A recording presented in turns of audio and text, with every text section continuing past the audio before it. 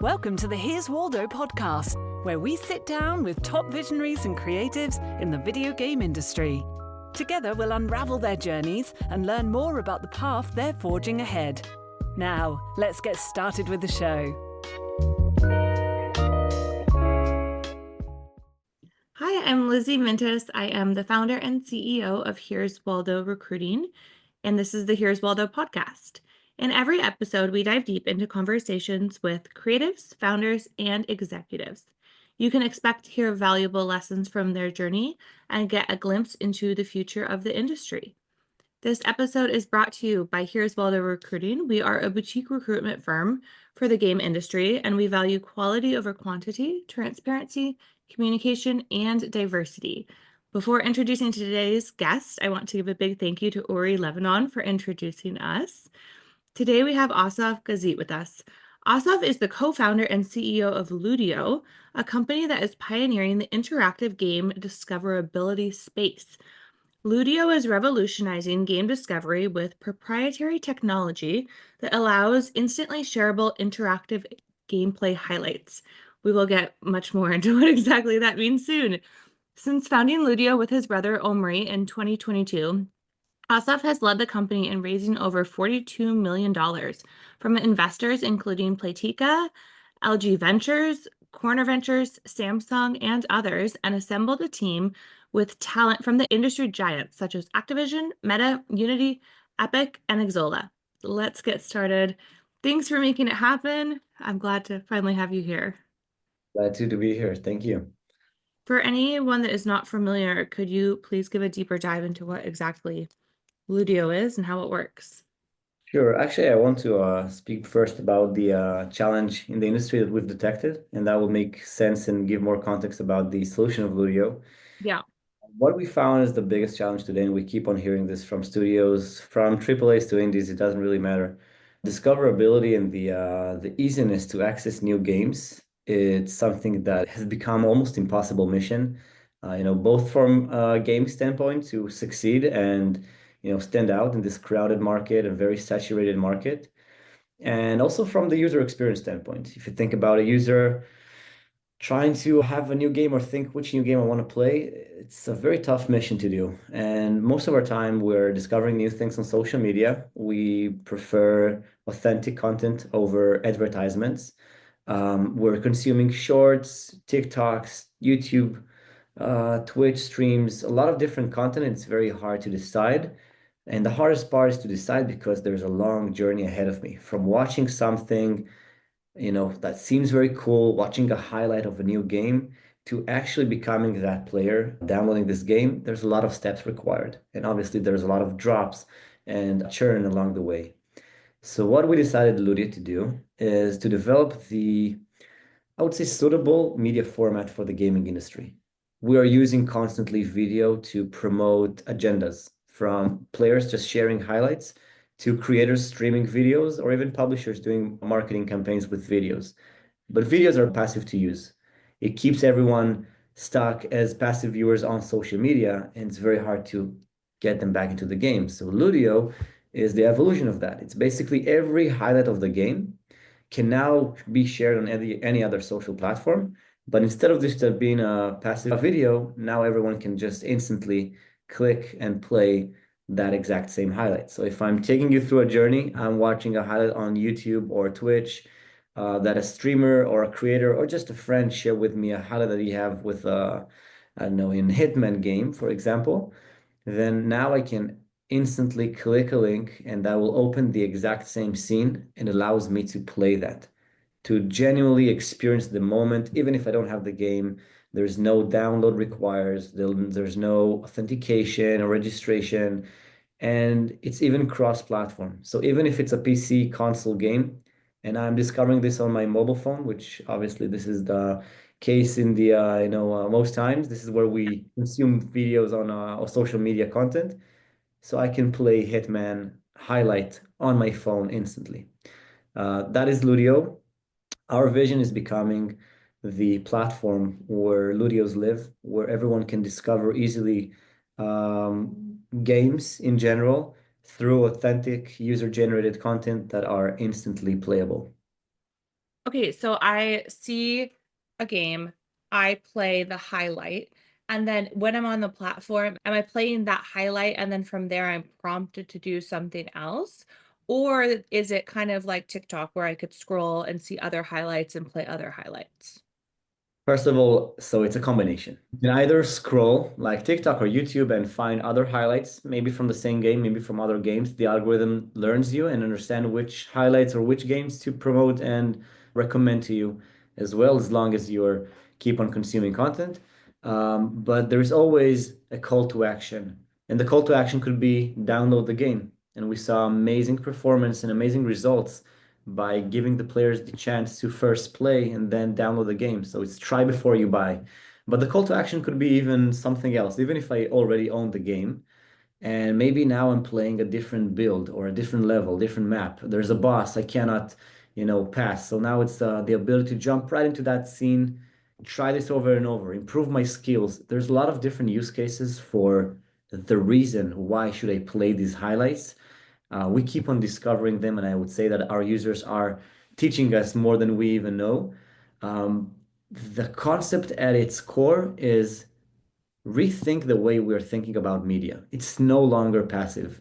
Every time you would think of using video, we have an alternative for you. Take Ludeo. Get your audience much more engaged. Explain your experience in a much better way. Share your highlight. Promote your game. There's so many different reasons why to share Ludio or why to consume a Ludio, and the call to action would be accordingly. So if it's buying a new skin, trying a new level, downloading the game, or basically just challenging a friend, let's see if you can do that better than me. So all of these are applicable. And who are you engaging with? Are you, if I'm Call of Duty, for example, hopefully you're working with Call of Duty, but if I'm Call of Duty and I'm the developer, are you partnering with the developer? Are you partnering with the creator? Who is your point of contact to start the engagement process with Ludeo? I would say everything starts with the game, with the content. We are a content platform. Ludios could be shared anywhere on Twitch, YouTube, TikTok, or any other social platform, but at its core, we believe in creating the best user experience for gamers. So we've decided to develop our own destination. So that means we have a full ecosystem of games, creators, users, brands. All of them comes together in one place. But the journey starts with a game. And the game feeds our platform with new content and creates variety and a lot of different ludios and games to try out. So the game has to be onboarded to your platform basically before someone can experience it, which is the decision of the creators of the game. Yeah, we're doing a very easy onboarding. Actually, we're taking this off of the developers themselves. We don't want Yeah. to get them to defocus from their main mission, which is creating great games.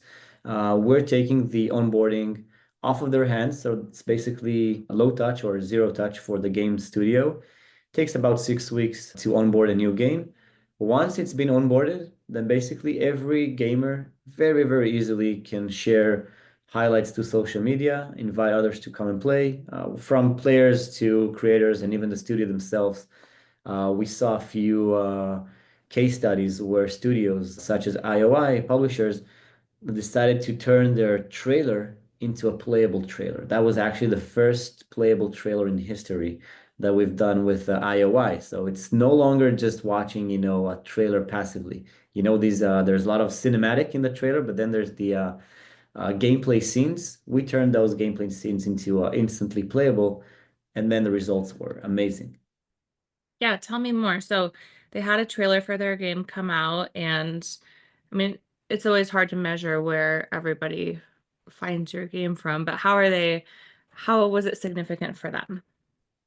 So first of all, it was something fresh and new, which I think the industry is very thirsty for, and looking for some innovative way to approach gamers.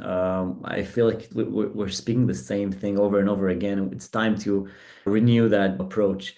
So that was one thing that was very exciting. But turn something so cool like a trailer into playable and give the chance to someone that thinks of playing the game instantly try it out in numbers, we saw the impact of that. So we took three key highlights from the game. It was a promotion of a new DLC featuring Jean-Claude Van Damme as the elusive target, Agent 47 in Hitman needs to eliminate.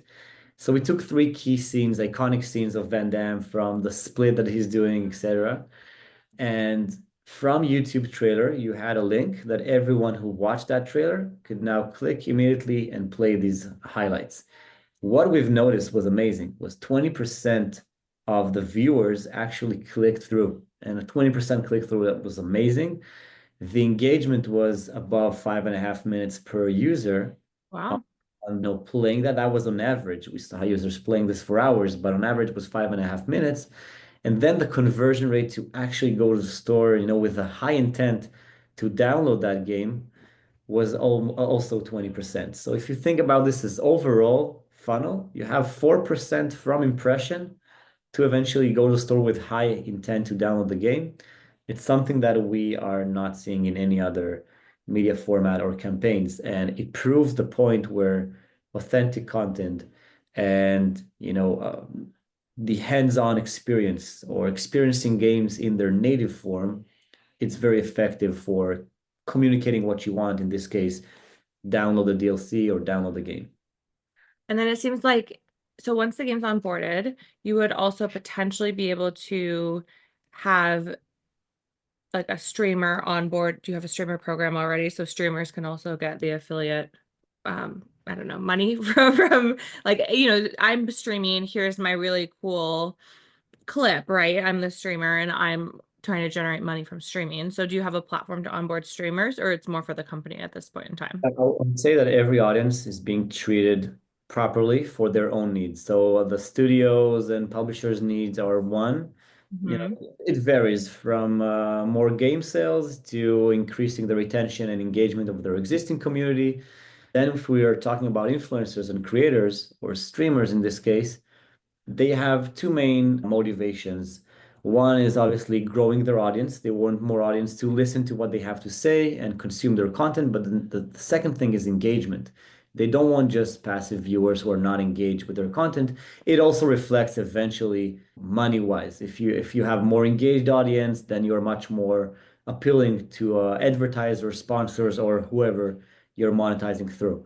So we want to help influencers and creators both increase their audience and engage with their audience in a better way. And what's a better way to engage with a gamer audience than playing with them or actually challenging your audience? So think of this scenario. I'm a streamer. I'm playing a AAA game or any game that I'm finding that I love. I have a highlight. Maybe my audience is already familiar with Ludeo, so they're writing in the chat, like, create a Ludeo of that, challenge us with this moment because we want to play that. Or even I'm just deciding as a streamer to challenge my audience. In 20 seconds, I can put that Ludeo on my chat on Twitch or YouTube or wherever I'm streaming. Everyone can jump in immediately and play, and we have a leaderboard that ranks everyone according to the performance. So that opens up a lot of different use cases for influencers to do challenges, tournaments, giveaways. You're basically engaging with your audience in a way that you've never imagined before, they have never imagined before, and you're turning them from passive viewers into participant, into active players.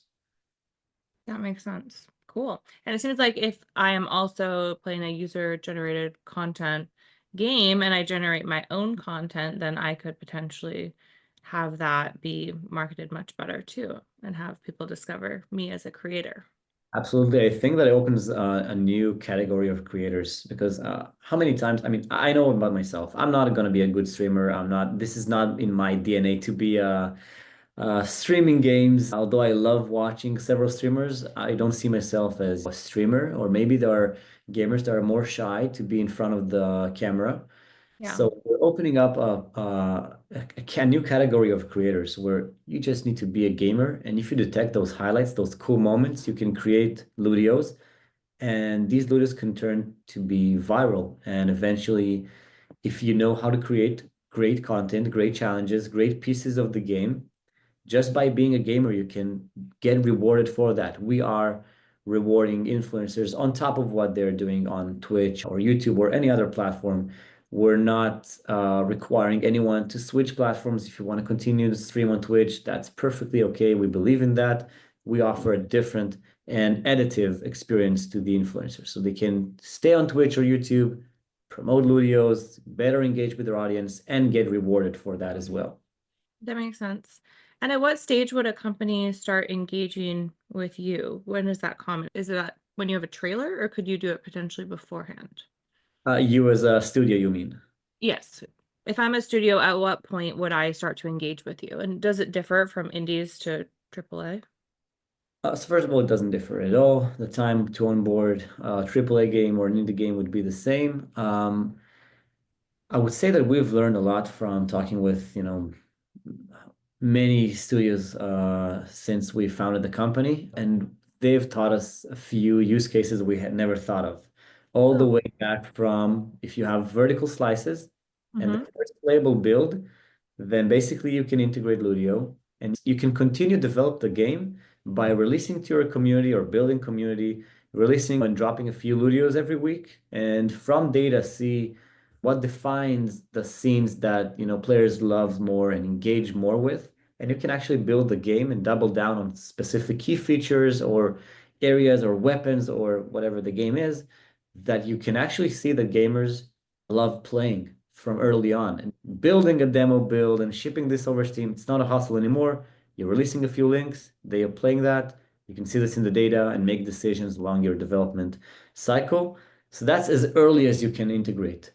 Today, we're mainly focused on games that are either pre-launch, so launching this year, or they are post-launch and they're looking to maintain their game, maybe acquire new users that haven't explored or tried yet the game, or just DLCs, retention, engagement, etc. Yeah. Interesting. I hadn't thought about it from the early build perspective, but that makes sense. And it would be so much easier to have a few links. And then I imagine you have a back end for the company where there's a lot of data on, yeah, that they can review. Super helpful. Cool. Yeah. And then another problem so many people have told me on my podcast is getting people to tell you what they want and discerning if that is actually what they want. But I feel like your platform cuts through the noise because what they want is what they're sharing. Like they're going to show you what they want, even if they can't really exactly tell you. So that What makes they sense. share, what they're playing. Eventually, we know that there's like 1% that are creators, right? Out of the 100% audience, only 1% are actually creating content. But for the 99% engaging with the content, consuming content, you can see, for example, for each scene, how many times players are playing that on average. And those scenes or highlights that are being played most, we can really get down to the resolution and granularity of what defines that scene, what defines that highlight, in which area of the map, which character, how many enemies, which weapons did they use. All of these insights could help a lot in the decision-making process of the studio to be much more data-driven. In an era of AI and data, I think it's crucial to move fast and develop things to optimize your development according to the market. Yeah, for sure. I heard a talk by Jen McClain. She's been on my podcast. She's great at Dice. And she was talking about how on the weekend, she might want to play a different game because she has time to relax. But on a weeknight, if she's done with work, she just wants to maybe get in and get out. And it's a really different experience that she's looking for. And I'm not sure that you can necessarily answer this question, but from a like discoverability is one thing, but then having relevant recommendations, like, you're scrolling on Instagram and you're like, oh, Lizzie, buy this sweater. I'm like, oh, I love this sweater. How do you, like, you know me better than I know myself, right? So do you have any insights into how your platform can kind of solve the discoverability issue in the sense of like making really valid recommendations based on more than just like you play RPGs, so only you like RPGs? Is it a little more personalized than that? Have you cracked that code? Absolutely. And, recommendation algorithms are much more complex than they're not as simple as just genre. I think today in the gaming industry, we're pretty much stuck there in the genre level. Think of stores and platforms like Steam would recommend to you more games in the same genre that you're downloading games, which is great. But we are cutting through that noise, like you're saying, and we're going deeper into the exact scene, day of the week, month or season, what's trending or not. There's a lot of different features. There are endless features we're feeding the algorithm that Yeah. the purpose of the algorithm is to create the best user experience, and it learns you and adapts as you are consuming more and more. So if we see the seasonality in the week perspective, like you said, in the case of playing some game on the weekend, but others during the week, then yeah, it's going to be part of the information going to feed the algorithm. Hmm. Hey, the problem part is this is a good case where a player is playing several games. It's not that common today. I mean, play a game requires a lot of time and efforts and resources and even starting a new game. It's not as easy as Netflix or Spotify, listening to a new musician or starting a new TV show. It's much easier. You're browsing through Netflix or through Spotify. You find something interesting, you click, you immediately watch or listen, depends on the platform, and then you're making a decision to continue listening to that musician or watch that TV show or not. In games, it's not that intuitive, it's not that easy or frictionless. And Yeah. I truly believe that content is king, but there is something much more basic than content, which is the access to the content, the frictionlessly access. So in other industries like movies and music, it has been solved. It's pretty easy today to discover new movies, TV shows, or music. Yeah. Gaming industry, we don't see that behavior, and this is what Ludeo comes to solve. The ability to play 100 games a week, you can do that. Literally, with Ludeo, you can do that. You can try it. That makes sense. Your platform is so cool. Okay, and then I want to talk about you and your brother founding the company. So, how did this come about? Were you frustrated with this problem? Were you brainstorming what kind of companies to start? Like, what's your history and how did you come to the point where you actually made it happen? Yeah, I would say first of all, it starts with passion, obviously, all the time. Founding something that you don't have passion to, it's a good recipe for failure. Yeah. So our passion starts from, I don't know, when we were 9, 8, give or take. He's the older brother, so it was like, I would say 13. I was 9, and we played a lot of video games in our childhood at the point where we never went to school. We just keep on playing games all the night. Um, there was a pause for about 10 years since we were from age of 18 to about 28, give or take. And then we wanted to start something together as entrepreneurs. We started figuring out like which industries are we going to innovate or find solutions or problems. And gaming was pretty obvious because it was a passion of ours. And we looked at what happened in the past 10 years that we have paused. First of all, gaming became mainstream, which is great. When we were kids, it was, the geeks are playing games, but now it's like mainstream and everyone are playing games. And I think the one thing that led to this situation was the social media aspect. It became something acceptable on social media. People kept on talking on this, so Twitch and other social platform really contributed to this. And then when we wanted to come back and play games, we found that it's very hard to become a gamer again. We ideated new different ideas. One morning, we actually went to meet investors. We met at the lobby of the building. We walked inside the elevator. We clicked on the seventh floor, and actually, in the elevator, the true elevator pitch, my brother just casually suggested this idea, throw it out in the air. And immediately, like, I had this light bulb above my head. I started, thinking about the applications of this and how amazing this could be, how it's solving a lot of friction, which personally, I just hate friction in every aspect of life. I hate bureaucracy. I hate friction. I hate waiting in lines. So think of me That's why wanting you're an entrepreneur. Me too. exactly. So I think of me trying to play a new game, how much friction there is to play a new game, how much waiting there is. And Yeah, I forget it. Yeah, I'm already not interested in that. Totally. so when he said that, I was like, oh my God, this is incredible. The first thing we said, like the elevator opens, we're walking to the meeting with the investors. They wanted to hear about our product roadmap of a different product, a different startup. And that was the first thing I said. I said, oh, yeah, the new feature that we're going to develop called cut and play. Players play, they're cutting their highlight and allows others to play. We call that cut and play. That was the first name. My brothers looked at me and like, what are you, what are you doing? We just talked about this in the elevator. But it was something very, you know, we found that moving us emotionally. We understood that there is something there. After the meeting, we continued the research to understand like the actual problem in numbers. We saw there's a huge opportunity. and we started to develop it. And obviously, it's a magical technology that everyone still doesn't understand how it works. And it took us a lot of time working together with studios that believed like us in this vision. And we kept on optimizing our technology to the point where today we can support any game, any platform, any device, any engine, multiplayer, single player, co-op, Unity, Unreal, proprietary engines, pretty much everything. That's an excellent story. I love that. And so you had this idea, you come out of the investor meeting. Do the investors want to invest with you? Or it was kind of just getting your feet wet in investment? I asked them a lot about this. They invested in our passion eventually. We had a lot of passion to the gaming industry. They had no clue what the hell is the gaming industry. They're not gaming investors. Yeah. So they just believed in us, in our passion, and that we will figure it out. We will do whatever it takes to succeed. Yeah. And that's the case. We did a lot of pivots and a lot of changes to the go-to market, the problem, the solution. You're doing a lot of pivots in the early days until you're figuring out your way. Mm-hmm.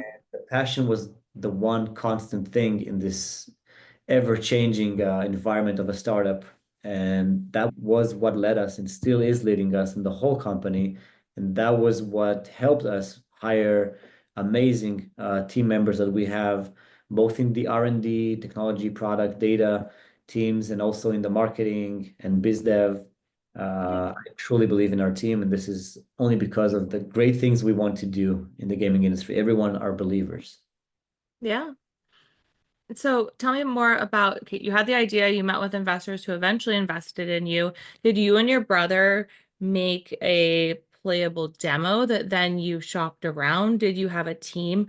I mean, we made a lot of hops from like, we had this idea and now it works on all platforms. So can you talk a little bit about the in-between and yeah, just the struggles of the pivots and navigating that?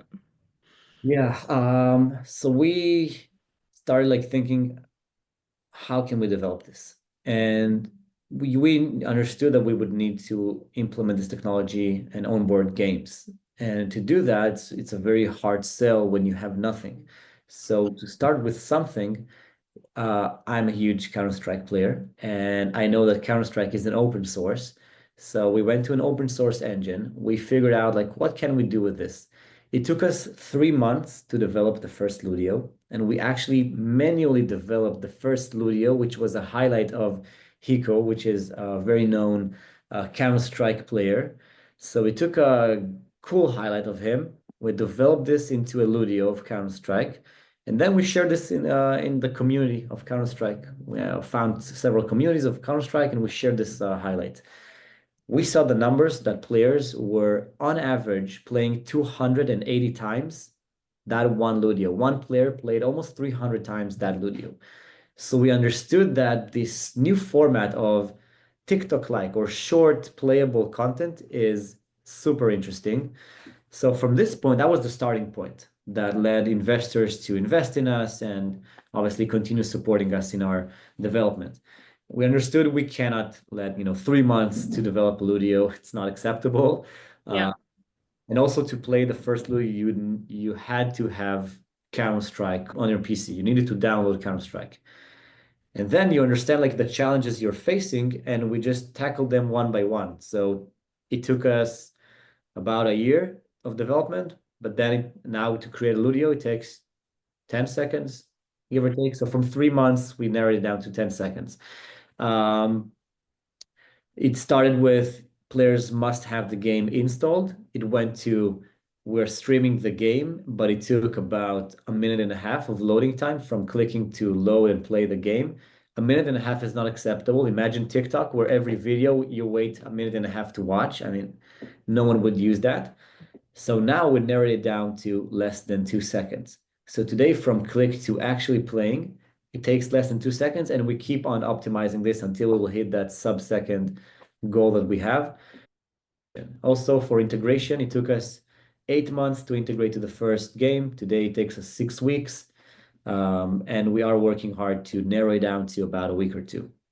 So these are the goals that we have, and we are constantly improving ourselves to meet these goals. We believe in a frictionless world where every game can instantly onboard themselves to this. Every gamer can play that, and every creator can instantly create and share highlights. Yeah. Playable highlights, yeah. You have your goals and you're executing. And so in order to do product research, you got engaged with the communities of popular games. Is that right? That was the first step?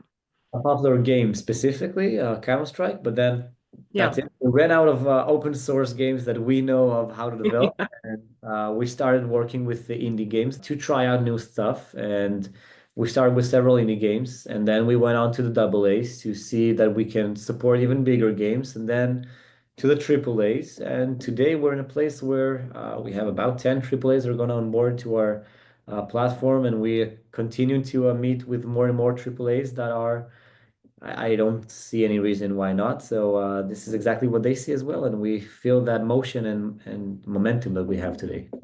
So that's how you broke into the game industry, starting indies, proving yourself, and then working your way up. Yeah, makes sense.